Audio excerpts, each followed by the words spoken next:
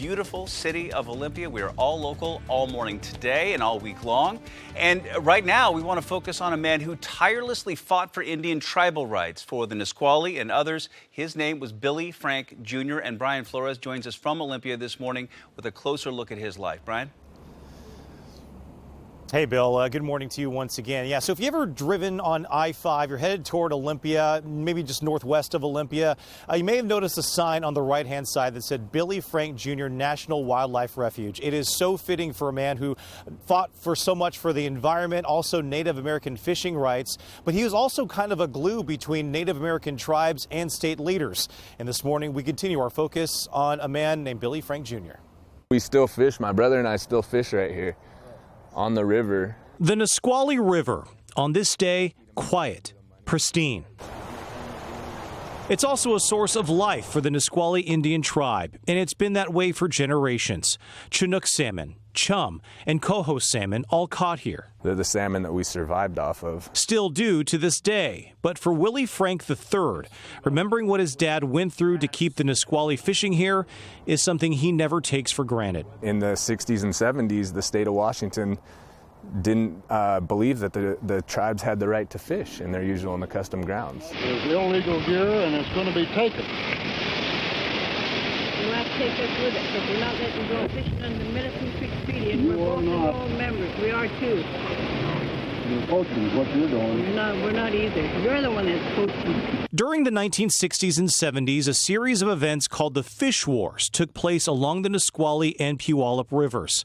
Civil disobedience fish-ins, as they were called, that led to several arrests of Nisqually Indian members by the state, and it often turned violent.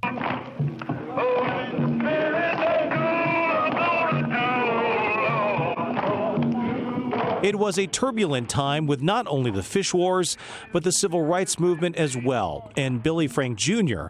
was right in the middle of it. My daddy went to jail over 50 times here on the Nisqually fishing and exercising his treaty rights. The treaty right is something that dates back to the mid-1800s when the relatively new state of Washington at the time made deals with local Indian tribes. Land in exchange for the tribal members to fish in their usual locations. However, these treaties were ignored and even forgotten during the 60s and 70s, with the state game wardens making several arrests, including Billy Frank Jr., as shown in the documentary As Long as the Rivers Run. No jails nor prison farm. But after protests and legal wrangling, a federal judge finally reaffirmed the fishing rights the tribes had been given more than 100 years before. People would ask him, "What are you in jail for?" And he'd say, "Well, I was fishing." And he said, "Well, isn't that what Indians do? You guys fish." Billy Frank Jr. became an ambassador for the Nisqually and local Indian tribes throughout the region. Although the fish wars were over, there remained a battle, as Billy Frank Jr. was a staunch advocate for the environment and the protection of the resources our state has. This journey we're on, it has a lot of good things that are happening to all of us. And they'll continue to happen if we all can see out further than we're looking. Billy Frank Jr. passed away in 2014 at the age of 83, but his legacy lives on, not just for tribal members. His son says his dad fought for what's best for everybody who lives here. At the end of the day, we're all Washingtonians. We all need to work together. We all have to be here to protect the resource, to protect the salmon. Billy Frank Jr.